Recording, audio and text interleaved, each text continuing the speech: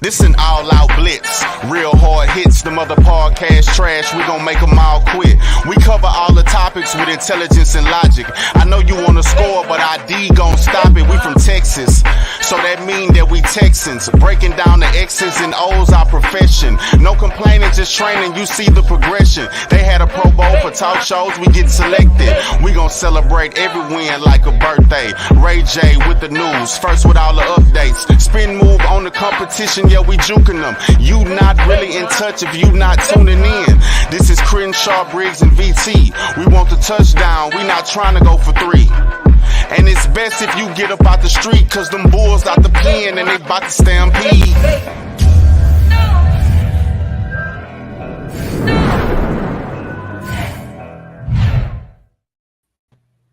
Yo, and welcome to the Texans Fan Battle Podcast, brought to you by Fan Battle Sports Network. This is the game recap. Before we busted into it, let me introduce you my 3 amazing trio. Crenshaw, I see you give me that face. I know, pause. But introducing first, I got Mr. Crenshaw. So what's up, man? What do you do? And our little but big brother, we got Mr. VT. How's it going? How's it going? How's it going? We are winners. Finally, right? Love it. Well, guys, we home game. Saints from New Orleans coming in. Crenshaw said before the show. Tell us, how was the experience there, Crenshaw, before we deep dive into this recap? Man, the experience was so good. It's like, man, we should have this game yearly, home, then away, man. I mean, they fans showed up. Well, most of them stay here and everything. They was loud, it was extra loud. Our fans came in late, but we got louder. It was peaceful, no fights, no more acting crazy. But one thing that I did notice about Saints fans, if you guys listening, you motherfuckers can eat. God damn, bro, y'all can eat. It was a 30 to 40-minute wait at the concession stand. It's the first time I've ever been to a Texans game. It was a wait. You motherfuckers can eat, bro. I don't know if that was the weed in you guys or what, but you motherfuckers could eat. But other than that, man, it was a great atmosphere, man.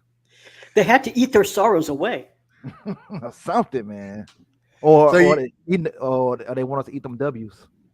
So you said what? Evenly matched, 50-50, 50%? No, they still it started off 70-30, and then once we start coming in, I'm still going to say 60-40 Saints fans. They was loud as fuck, man. It was loud. It was deep. I think we need to wear different colors to like not blend in with the away team. I think that's what we need to do. We need to wear like a louder color so our fans could stick out more or whatever. But they was loud as fuck, man. They was deep. Yeah, I know. It was a third down and I think short there in the fourth quarter.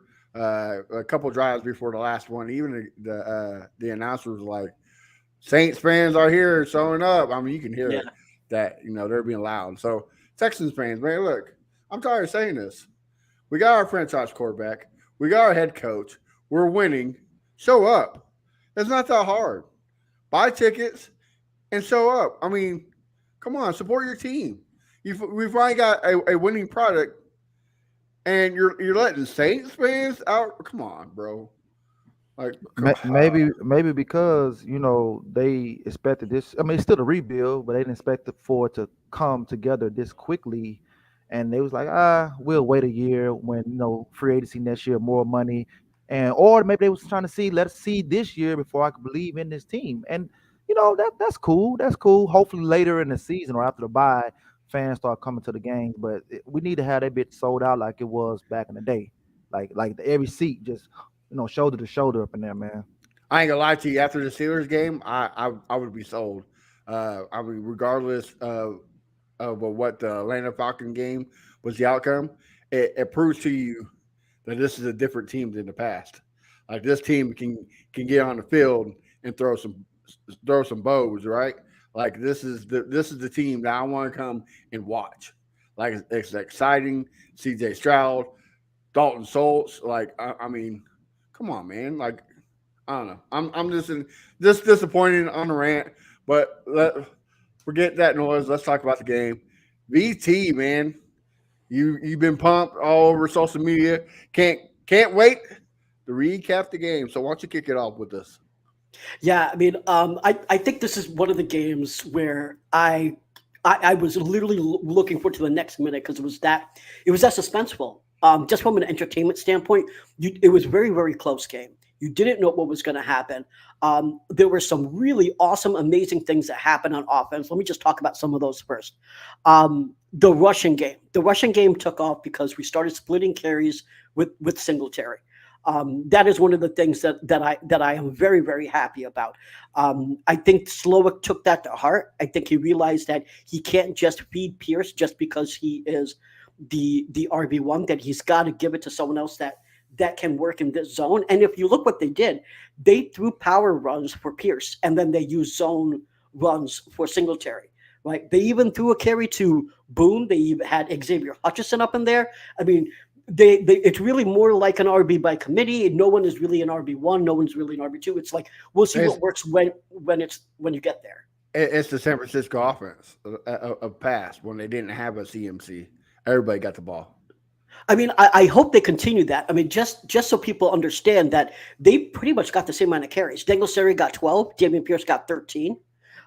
Singletary got 58 yards, 4.8 yards per carry, almost damn near 5 yards per carry. Dameon Pierce got 34 yards and 2.6 yards per carry. So, I mean, there's a significant difference between Singletary and Pierce. Now, I know some of the Pierce stands are going to say, well, he was at the goal line stand. Their run blocking at that point was really bad. And I agree. There were times, particularly at the goal line, that it was bad. But overall, Singletary just has a way of not second guessing. If anyone that watches the All 22, what you need to look at is you can actually see it. You don't even need the All 22 to see this. You could see this on the broadcast that he is hesitant. You could see that he takes the first step and he steps back and then he goes again. And that hesitation is why shit is closing up. If you go right away, that shit's going to be there. The run blocking isn't going to be perfect. We have a makeshift line and we will until after the bye. So nothing's going to be perfect. You can't expect things to be perfect, but you got to do your job. And Singletary is doing his job. And I agree with you. I was been the biggest, of course, on this show, the biggest Pierce supporter, but I do believe that they should go running by committee. But to say Singletary is hand down the better running back, to me, it's the scheme. Like you said, they've been the power runs has been to the Pierce and zone. Who knows zone? Singletary. That's what they ran. Well, let me be clear. I'm not saying that Singletary is the better back based on all things be like if Pierce was in a power and Singletary was in zone and two different teams, Pierce is going to be the better back.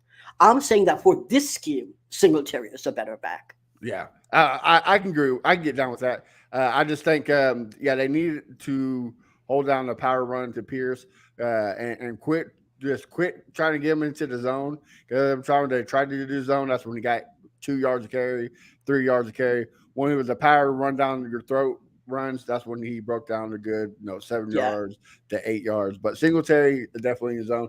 I wouldn't mind seeing Mike Boone more in the in the zone because he ran some big ones. And 11-yard carry. Yeah, let's keep having Hutch out there. Let's do some more sweeps with him. I mean, dude's fantastic. If that works with him, I mean, it could work with Tank Dell. I've been saying this since we got Bobby here in Houston. We gotta use receivers in the run game, like it. Swiss Army knife. Crenshaw, tell me, man, what's your thanks? It's man. It's gonna seem like that we bagging on Dameon Pierce week after week, but it's not really bagging. It's just the observation that we're seeing. And then when VT is in all 22 with with the modern and Edzo and Leo, these what these guys see on film and everything. He just doesn't hit the right holes. He just get the ball. He just run right into the blockers. And then when he do have a couple of good runs, then he have 4 bad runs. So it's kind of like, damn, okay, yeah. Then like, damn, no. Then you see Singletary get the ball, positive. Like, okay, why don't you give him the ball more? But it's almost like they don't want to hurt Damon Pierce's feelings or something, and Right. put him right back out there to run the ball. And Right. then in the red zone, oh my goodness, in the red zone, it's like he don't know how to find the end zone anymore in the red zone. Well, I don't like Damon Pierce like between the 10 yard to the end zone. I don't like him in the game in the red zone. I want Singletary there because I agree. I don't like that, man. I agree with you. I think we do a lot of zone runs in the red zone because the run blocking is just atrocious when it comes to the red zone.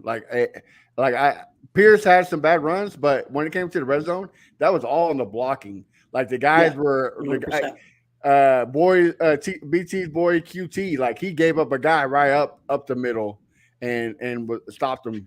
Like it was horrible. Like I'm not saying it wasn't all Pierce's fault, but in the red zone, He had nowhere to go. He literally had no, nowhere to go. right. Yeah, So you're right. He had nowhere to go, but I mean, he had nowhere to go last year, and he made something. but he's not even getting time to get the steam though. As soon as he gets the ball, he's getting hit. So he can't have that steam to make the move to force the contact. Why is it only with him? I mean, because they Because they're didn't doing give power runs. Singletary. They didn't give Singletary the ball at the red zone or in the goal line. They didn't give it to Singletary. They only gave it to Dameon Pierce because they believe that Pierce is that bruiser back that can fight through contact. The thing is, in this particular, listen, I'm on your side on saying that we should give it more to Singletary, but I will place proper blame where it needs to be placed. And on the red zone attempt, there was literally no way that anyone could have found even a minuscule gap to get through. It was dead before he even got the ball.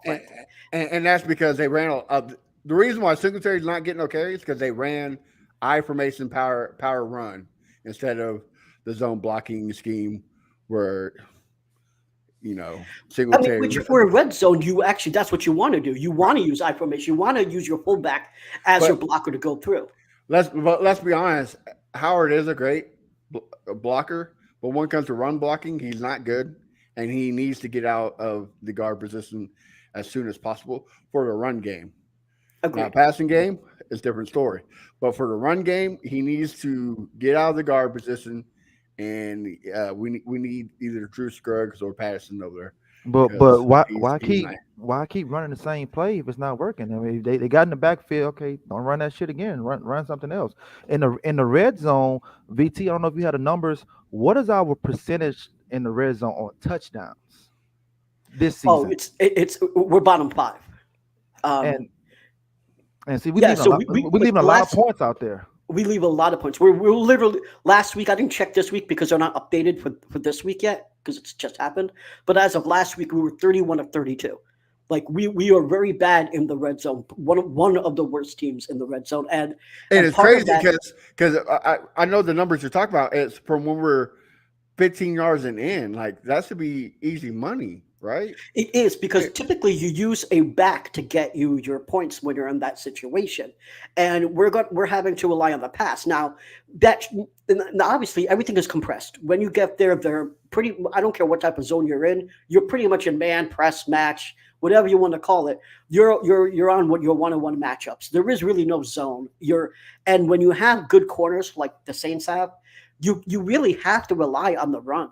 And when you can't rely on the run when you're at the 1 yard line, the 5 yard line, when we're not getting the ball in, that's a big problem because we have no problem getting up to the red zone. We actually do it quite a bit, but we can't knock the ball in because of the run game issues. Now I think part of that's being fixed week over week. You got a bye right now, so I'm sure Bobby Sloker is going to think of other creative solutions to that because typically, you want to see Pierce out there on those red zone runs because he can power through those tackles. But if he's not doing that, I'm not saying just give it a Singletary because I do think there's a place for Pierce on this team, and it is on power runs. And I think they just have to figure out, like you said, Matt, whether it's move. I think they will move Tunsil to right guard. To right tackle soon. They'll either put Scruggs at center or put Scruggs at left guard. Either way, the run blocking in the middle of that line is going to get better. And I think at practice they're going to see that getting better. I think they'll run more shit like that. But right now, we did what we did because of the injuries and other situations. And frankly, I At would this rather see point, more screens in the red zone. And in the red zone, bubble screen, perfect. I mean, hike it, throw it, touchdown. You know what I mean? I just do regular play action and throw it in the end zone. I mean that too, but yeah, running up the middle with Pierce is just not working. But also, I can kind of, I'm not making excuses for this team though, but the thing that's hurting us when it comes to red zone numbers, the last 3 opponents we had were top red zone defenses. The Steelers they're pretty good when it comes to red zone. The Saints were top 5 defense overall, and then you got the Falcons who were no joke. So I think that because let's be honest, we that's what we're talking about week 2 after week 2 was, man, we can actually score when we get to the red zone. We're finally doing something that we need to do. And now we're like, oh, can we score when we get to the red zone? I think it's more onto the defense that we're playing. But now we're playing lesser defenses, so we might see more scores when it comes to. Well, I will say, just imagine if Fairburn, how did I say his damn name, wasn't on this year. Think about that for a minute. If he wasn't on this year, we've been losing some of these games. Yeah. So luckily he's been money. But go ahead. He usually is, but he is, and shout out pineapples for everyone. Kyrie Fairbairn definitely deserves some shout outs for not missing those kicks, because I will say I was frustrated when he missed a kick at the Colts game. I'm like, he had a shot to bring that to 1 score before the half. But you realize, he has been very effective. I mean, we get to the red zone, if we can't continue to get the ball in the end zone, he's obviously critical. One thing I wanted to bring up is it's not just a rushing game. All right, let's look at the passing game. Now, Nico Collins obviously has been amazing, right? There's no doubt about it. He had 80 yards today. He had 3 first downs. Amazing. Dalton Schultz is getting better, much, much better. He had that touchdown reception, 60 yards. But we still have an issue with either miscommunication and drops. And that happened with Woods. That happened with Schultz. I think was just a drop. But with Woods, we had a miscommunication there. And plus there was also that PI call. Even Stroud talked about it in the press conference. But I think that I don't want to get into a draft discussion because we're celebrating a win. But I do think that we may have to look at upgrading Robert Woods, because I think he's a little slow getting out of his breaks. I don't think he's necessarily 100% there. He has been great, but today, I mean, he missed 2 of his 3 targets, and he's had 6 yards. Yes, he had the touchdown, but that's all he had. He had 6 yards today. So I think that needs to be discussed. I'm going to have to disagree with you. So those 3 plays that you're talking about where they're both, on different sides. He should have ran this way, but he thought CJ was scrambling. CJ was improvising. So, yeah, it was a breakdown. But you gotta chalk that up to great Saints defense. They were getting after CJ all day. I mean, he really didn't have a lot of times to sit in the pocket and just do what CJ does. He had to do a lot of it with his feet, and which I'm okay with, because that's means he's improving, right? But in Robert Woods' defense, it was just great defense. And when the play broke down, they were just off communication. It happens. It wasn't just him. It was Noah Brown. Noah Brown in the end zone, he should have went the other way. He was like a step or 2 off, and it almost got picked off because he wasn't where he was supposed to be. It was just miscommunication because the play broke down. The reason why I no longer will accept that excuse is because I think that we are now looking at not just let's get a couple wins now. We're looking to see how we can win a Super Bowl, right? We've got the quarterback in place. We've got the head coach. We've got the OC. No. I was about to say. My God, come on, man. Yeah, I was about to say. Playoffs. Yeah. Yeah. No. Of course not. Not this year. But I'm talking, in the next couple of years. So what that means is that All right. So if you look at Patrick Mahomes and Travis Kelce, one of the reasons why that duo works so well is because that when Patrick Mahomes has to go out of structure and make throws on the run, Kelce knows which way he has to go or which route that Mahomes needs him to be, where he needs him to be, and where Mahomes expects him to be in order to get those completions. Right. And that's what makes an offense not just good but great. And I think you have that already in the quarterback, but we don't necessarily have that in all the receivers. But now, let me just say one more thing. Go ahead. Now, I think you're going to develop that relationship even more with Nico Collins, because I think that's beautiful. I think the Nico Collins relationship, I think the Tank Dell relationship works, but you need one more. And I don't think Woods is it. And you got to find that other dude of your top three receivers that are all going to be the Travis Kelce to CJ Stroud. Well, so all last couple of weeks we've been screaming Woods' name, but now that he has a bad game, it's time to replace him. But the thing is you mentioned Patrick Mahomes and Travis Kelce. How long have they been together? Oh, I understand it takes time. That's what I'm saying. Like I think that Nico Collins. You're right. Well, and also, hold on, I'm gonna let you. But also, you said that CJ has it down. Does he though? He's a rookie. Patrick set 1 year behind. Who knows who was wrong in that in those plays? Who knows that? Because CJ's like, and Rock Woods like, no. So who knows who was right and who was wrong?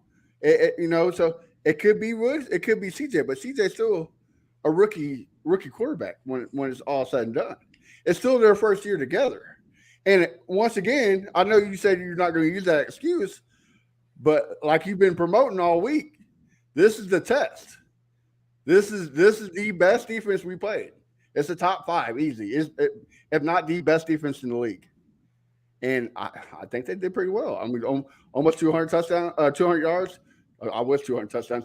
200 yards, 2 touchdowns, and interception. I mean, we all knew the interception was coming, but he got back in the end zone. I just think it was the pressure of the defense. And kudos for CJ Stroud to try to make the plays. But even in Washington's first year, that big run against the Bengals, that wasn't supposed to be that wasn't a drawn up play. That's just him making moves with his feet because he didn't know what he was supposed to do. So I think it's just a little. I mean, do I think we need to start playing on replacing Woods? Yes, because I don't think it could be much longer. But just to say, yeah, Woods needs to be gone. I don't think it's quite there yet. I think Woods. I mean, let me say it's not just this game. Woods wasn't great on the Falcons game either. He missed a drop pass as well there. So it is not just one game. It's what I'm seeing is that I think that he is like CJ Stroud's building a great relationship with Nico Collins. First of all, shout out to Nico Collins for getting that ball out after CJ Stroud threw an interception. He got that ball right back, and we got a fresh set of downs. I mean, of course, it doesn't look good for CJ Stroud on the stat sheet because there's an interception, but we got a fresh set of downs out of it. So, great job, Nico. The way that Nico had the ability to understand, okay, this is what I have to do, execute it, get the ball back. Amazing. That couldn't have gone any better. So shout out to Nico Collins for that. Yeah. So in other words, VT, what you're saying is we just need a first round wide receiver. We ain't had one since Will Fuller, and we need Coleman out of Florida State. That's you can always upgrade that position because I still think that we need somebody not just for Woods, for Nico Collins as well. We still need somebody that could either complement him or just someone that's just better than him. But ain't nothing wrong with what VT just said right there. No, I'm not just saying. I just like. Eventually, yes, but right now I'm not quite. Well, with VT. I know with VT. That's why we love him. It's a week to week with him. Yeah, exactly. I am. But the thing is, yes, I am, and I don't think that's wrong. Listen, I look at the game every week. I look at the broadcast. I look at the film, and then I will make a decision on basically who's playing well and who's not.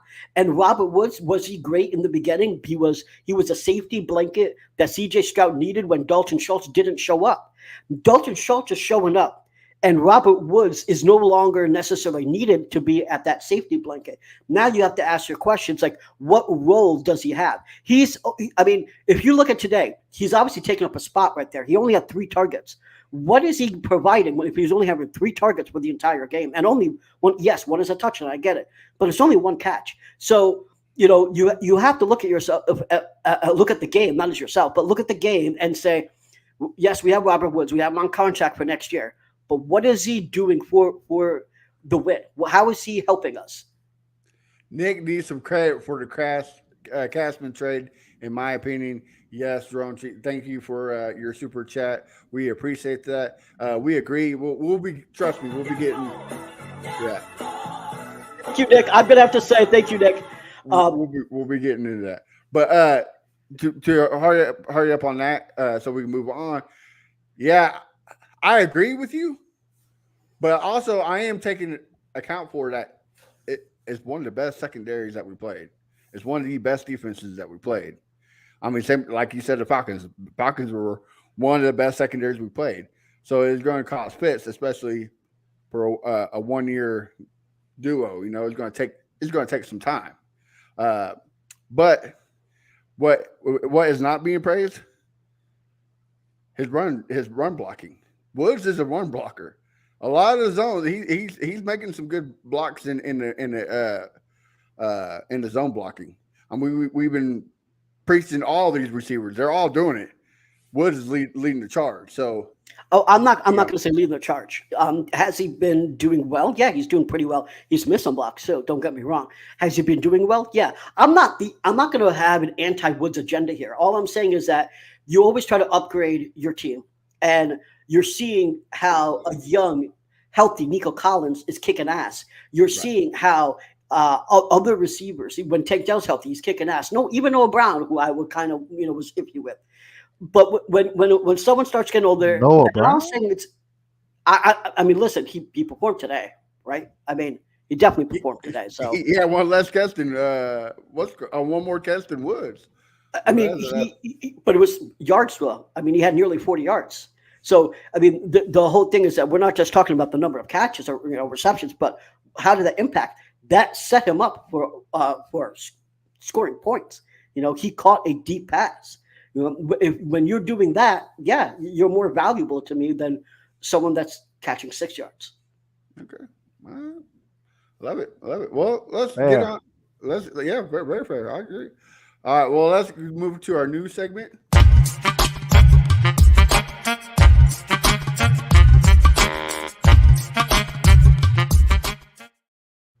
Well, me and BT have the same guy, so we're going to let Crenshaw kick it off with his boy. Who do you give the game ball to, Mr. Crenshaw?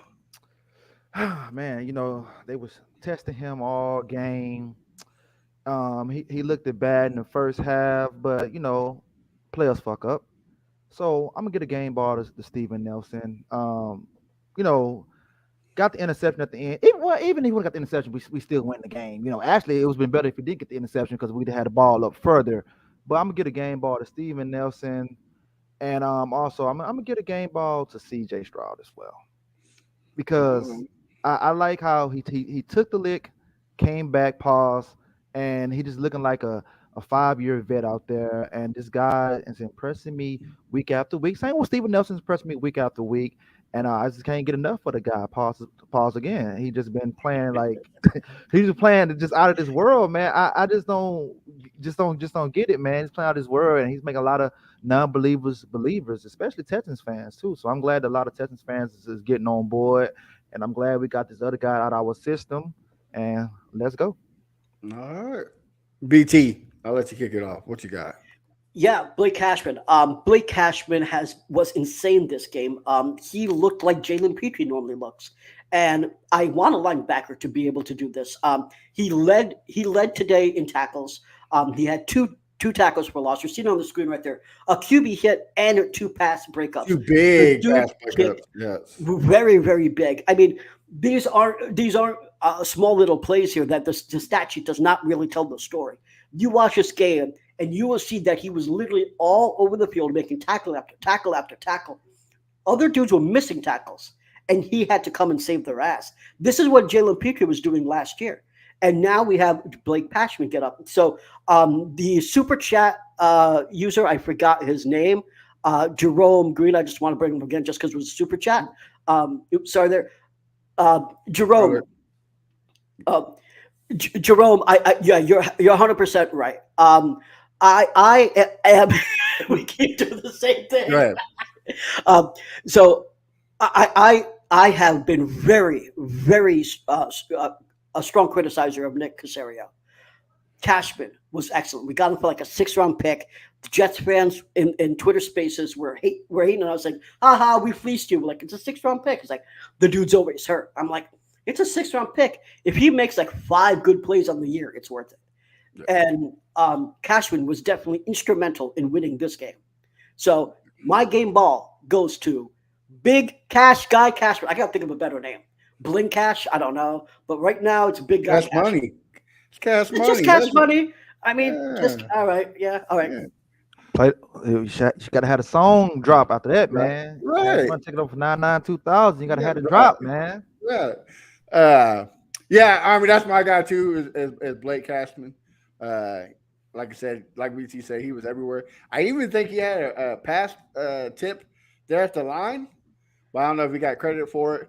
But like I said, he was everywhere. But I do gotta get, like Chris said, he shouted out CJ Stroud. I got shout out Will Anderson. He's been criticized this whole time since we drafted him. I get it. We traded up for him.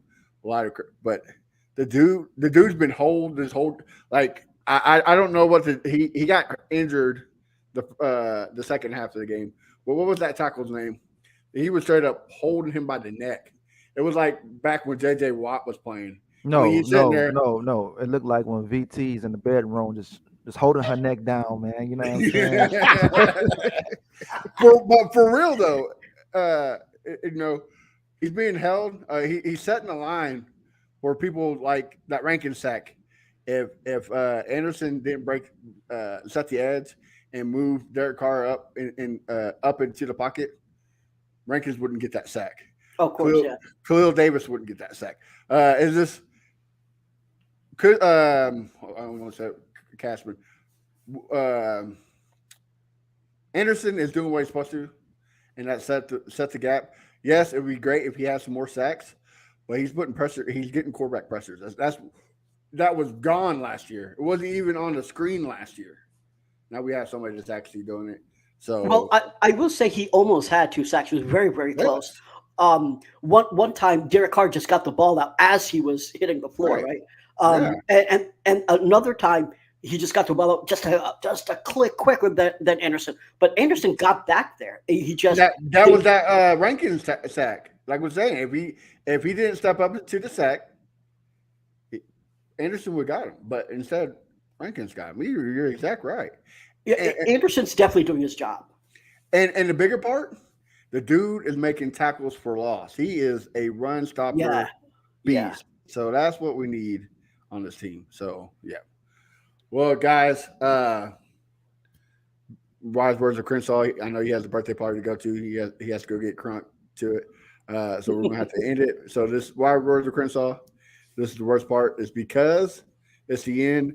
Crenshaw, last takes, and where can we find you on social media? Well, my last takes, 3-3 at the bye. I can't remember our preseason predictions at the bye. I don't think none of us had us at 3-3, or am I wrong? I did not. I did. You did? I had a swoop. Oh, you had the division. Oh, the South. You had the South. Mm-hmm. Oh, okay. All right. Well, Matt, you've been on it with the 3-3, and he was on it with the record today as well. So after the show, VT and I will ask you for the Powerball numbers. No. But no, just know you can find me at Fifth Ward Crenshaw everywhere. And I got a question for you guys, and I guess we could talk about it on Wednesday. Something we could just dissect. Do y'all see D-Hop getting traded? No. Yeah, I actually see the whole team getting traded. Ooh. I mean, I don't see him getting traded because I don't think anyone's going to be willing to give up draft capital for him at this point. I think that they might try, But at most, he still is somewhat expensive. What are you going to get, a 6th or a 7th round pick? And I mean, at that point, you just keep him. If we're not the Chiefs, you don't give up a 4th or 5th. I mean, it's going to be basically a 5th. I mean, there was a couple different issues why the Chiefs and the Bills didn't go after him in the regular season. I don't know if that just suddenly changes, because I agree. I know what you're saying, but I'm just throwing out there. If there's a team that could use a receiver, you might see it potentially. But I will say, if that happens, then Amobi needs some credit, because he actually called that out and said he thinks. Now, he said they would get traded to the Texans. Now, that's not going to happen. But he did say that he sees Hopkins getting traded. So if that actually happens, he got some credit. I just don't see it, because I don't see teams giving up capital for him.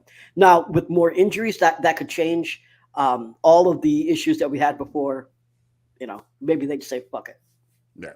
All right. Well, VT, last words, and where can we find you at social media? Yeah, I'll just say my last words are, well, first of all, you can find me on Twitter or X, whatever, on Threads at Brown Chubby Bear. I just want to say 2 things real quick. One is that if you go and watch CJ Stroud's press conference, because he talks about some of, like, when they're talking about like Robert Woods or the game that he had, and he is not satisfied, right? We now have just as many wins as we did all of last year, and he's still talking about the losses. Right. This kid wants to excel. This kid is looking for perfection, and he specifically said, we could have won other 2 games if we just got those details. This is what D'Amico keeps pushing on us. He's looking for perfection. One of the things I love about this kid is that he's striving to be the best. So do yourself a favor, watch his press conference. I know it's hard to hear. You can't hear the reporters, but just listen to CJ Stroud answers. I think it'll just pump you up even more. All right. And where we can find you? Brown Trevor. That's right. I don't know if you said that or not. Well, guys, my last words is rejoice to be a Texans fan again. We're winning. Isn't it great? Like VT just said, we won 3 games last year. We already got that. It's in the books. So nothing but blue skies and happiness from now on. So, yeah. Yes, Lord. Yeah, so definitely be, support the team. Like I said, if me and VT can't, because we're, in different states. But if you're in Houston and you're selling your tickets, same on you. Same. We need to get that Game of Thrones. That Game of Thrones. Shame. Oh, shame. Yeah. Yes. But you can find me at A1 Day 1 Texans everywhere. And of course, you can find the best Texans podcast, Texans Fan Battle everywhere, every major platform. So make sure you check us out. Until then, guys, we'll see you we will not see you Wednesday. We'll see you Monday at 9:30 p.m. Central with special guest Drew Dory. So make sure you check that out. Till then, guys, have a good night. We'll talk to you later. This is Crenshaw, Briggs, and VT. We want the touchdown.